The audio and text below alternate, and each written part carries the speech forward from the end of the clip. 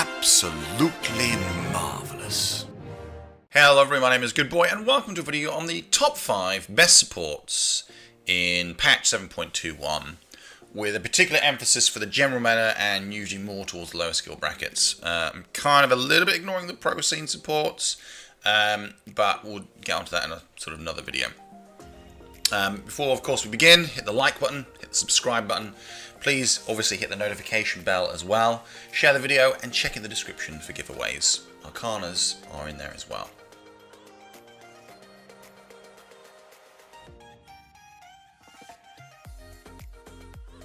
So the 5th best support to play right now would appear to be Shadow Shaman.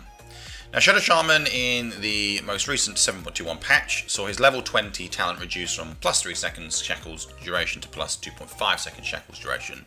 So what is effectively a slap on the wrist nerf. Think about what the hero does. Several key tactical advantages which give you insane mid and early game advantage. So laning phase, the guy's insane. Not only does he dish out an extremely powerful high damage nuke, he also has quite a unique phenomenon, which is two disables, two very effective disables. And yes, fine, Shackles does indeed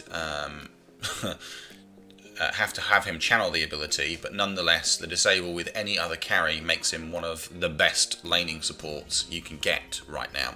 And in particular, our old friend Ursa. So a simple Hex followed by Shackles will result in a dead enemy if an Ursa's on the scene. And Ursa's pretty good right now, but that's just an example. Generally speaking, Shadow Shaman's an insane lane support and will give you incredible levels of control. But not only will he set you up for an extremely good laning phase, because there's very few heroes which deal effectively with Shadow Shaman, it's actually his mid-game impact that makes him particularly terrifying with his Serpent Wards. So Shaman can very comfortably solo take towers without much difficulty at all, and if an enemy is distracted or space is made, he'll even take out racks with those things. Very, very powerful. Doesn't particularly need levels or items. Obviously mana boots helps, maybe get some Guardian Greaves, the farm's going really well. Roams insanely well, that's the other thing as well, is very comfortable playing in position 4, put him in the off lane. Help your off laner have a really, really great lane phase and really make life hell for the opposing safe lane core. But can disappear super easily and then offer several disables to the mid while you finish off your enemy. So Shaman, all in all, is, you know, absolutely terrifying. Naturally, of course, if the game gets put into the late game, it can really go off the boil, but still offers insane levels of utility in the mid and late game, in the early and mid game. So just look out for this guy, and exceptional hero. Naturally, of course, he doesn't like silence and he doesn't like anti-push. That can really wreck what he's trying to do. But nonetheless, this guy generally helps you secure objectives, and that's part of the reason why he's so successful.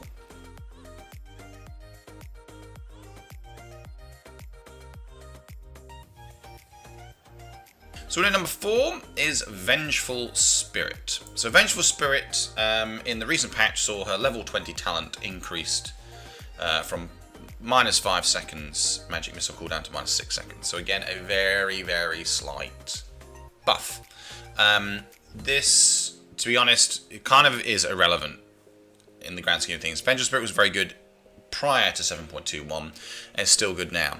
Now again, and this is kind of a common theme, certainly with Venge and Shadow Shaman, exceptional lane power. What Venge does more though is actually more of a mid-game advantage. So it's her aura, her damage aura is frankly insane. This helps a lot with pushing, but it helps even more with carries in team fights. I know that sounds like, oh, you know, but that damage output is insane. It's completely insane, frankly, and is easily one of the most powerful things about Vengeful Spirit. The other cool thing about Vengeful Spirit, besides insane versatility, so safe lane is great, off lane is great, even can be played mid, is Venge can comfortably transition into a very, very scary armor shredding carry. So particularly powerful hero. And while Venge naturally, of course, is an agility based hero, at the same time her primary attribute bonus wasn't that significant to what made Vengeful Spirit so powerful. Vengeful Spirit, funnily enough, actually her intelligence and her use of spells is, in part at least, the reason why she's so powerful.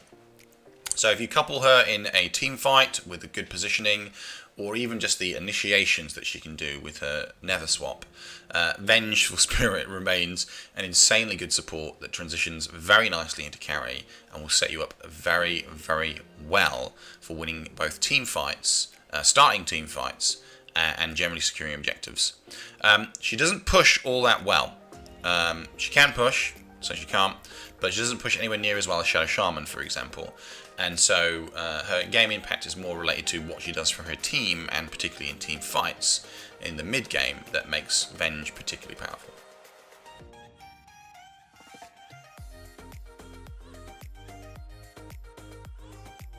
But number 3 is Dazzle. So Dazzle did see some minor changes. So Poison Touch mana cost was increased from 95 to 140 to 110 to 140. So again, about the same at max level, but in the laning phase not as good. And then the Shadow Wave cast range was reduced from 900 to 800, which is just generally considerably worse. Makes positioning much more difficult, and there is no change with levels. So naturally they had to bring Dazzle off the boil because Dazzle was easily one of the most well played and most popular supports.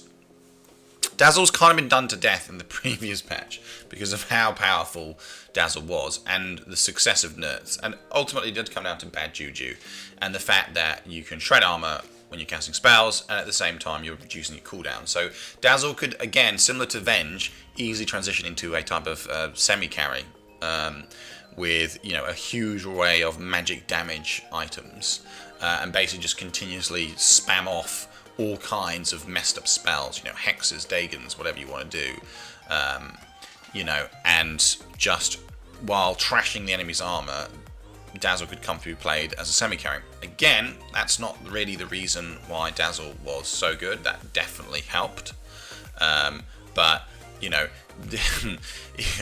if you think about what Dazzle does generally in the laning phase, it's also incredibly good. Damages and heals, also sets you up for slows, also saves your teammates, and this is long before Axe uses his Culling Blade, assuming you're even playing against Axe. So what made Dazzle particularly strong was actually the laning phase influence. And so it'd be very, very easy for you to protect your core in several ways while also harassing the enemy at the same time. Naturally, of course, mana issues tends to generally be the issue with pretty much all these support heroes.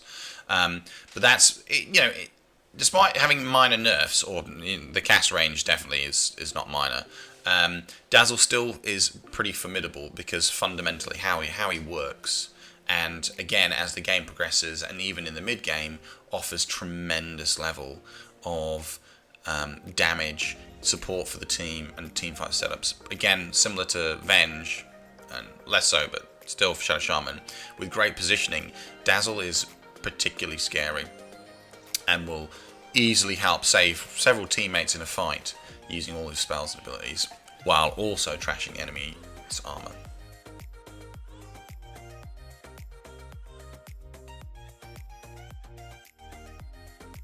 So number 2 is Warlock. Warlock has remained probably one of my favourite supports. Usually play him as a position 4, you can play him as a position 3 if you like. Hero, and Warlock did very, very well actually out of the patch generally. So base strength was increased by 2. Kellic Offering attack damage was increased from 75 to 175 to 100 to 200. And Golem attack backswing was reduced from 0.74 to 0.57. So those changes are fairly notable, and I think the key thing with Warlock is laning phase. He's not that particularly strong because he doesn't actually offer any kind of meaningful disable, really at all. It's only his ultimate level 6 counter offering that gives him any kind of serious kind of stun, and even then that's not that great. So he offers, you know, obviously his channel slow ability. He can, you know, bond everyone together so they take increased damage, and you can heal. So that heal is pretty good, but in terms of setting you up for a fight and doing like a disable or whatever, not really that great. In fact, in many ways, it's kind of better in the off lane, in the sense that he can sustain his off-lane hero's health, or his own health, while they bid to simply survive, while, you know, trying to harass the enemy, I suppose. But he doesn't disable anybody, doesn't set you up a fight, and yes, fine, his healing ability is also a killing ability, but that's usually not enough. It's far too slow to kill people. So his laning phase isn't particularly strong. It's kind of weak, and I would probably suggest putting him, like I say, in the off lane, or even mid if you're very, very ambitious, so that you can accelerate that guy to get him to his level 6 and then bring him into his mid game. Now his mid game, he suddenly changes from, you know, being not, you know, average in lane as a support to insanely powerful. And this is, and he can become a core, very easily become a core without any problems at all. So he stuns you, he then fatally bonds everybody together, he then creates a channel to pit where everyone is slowed down and stuck, and then his golems beat you to death. And that's where they become really quite scary. Aghanim's upgrade is definitely worth it. Refresher's definitely worth it. And the other cool thing about him is when he's got his lovely little golems out, he can farm effectively and he can also push effectively. And actually, so if you win a team fight effectively with the guy, which you tend to do because you take so much damage, struggle to get away, and have this psycho golem killing you, on top of that, you then get to secure a tower really easily. And even if your team decides to AFK farm, you can just take your golem and secure a tower almost by himself. And again, if you get a necro book or whatever, it becomes really good. And this lasts for the vast majority of the mid game. Now obviously as time progresses, with BKBs being bought, etc, etc, then suddenly it becomes a lot less effective. But you still have that not so easy to kill golem that pushes and secures objectives. So the general theory is you're going to win several team fights in the mid game and then end the game pretty fast and well. But obviously do take into account his weaknesses.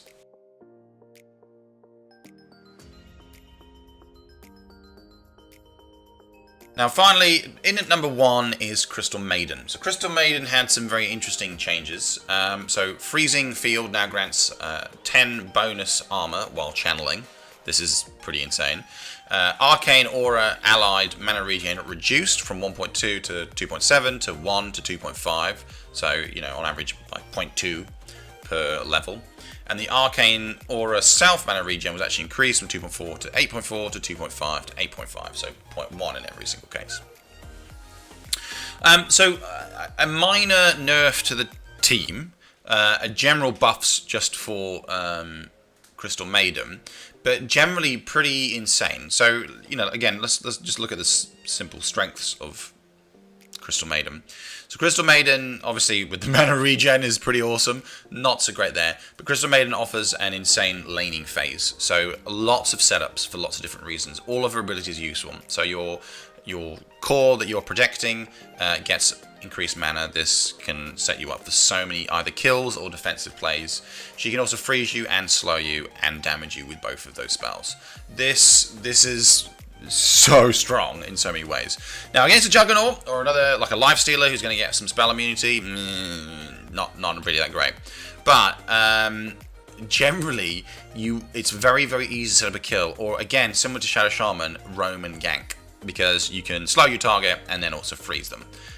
Meanwhile, one or two other cores are going to easily kill that target. So she's widely considered to be one of the best supports in the game, but one of her big weaknesses is, of course, is that when she starts channeling her ability, typically someone interrupts her with a spell, or she just dies because she's squishing. Now, the rule, you know, apparently the rule is you try and get someone close to a cliff, and then Crystal Maiden happens to be on that cliff when you activate her ultimate, which is fine, but you know, sometimes that's not that easy.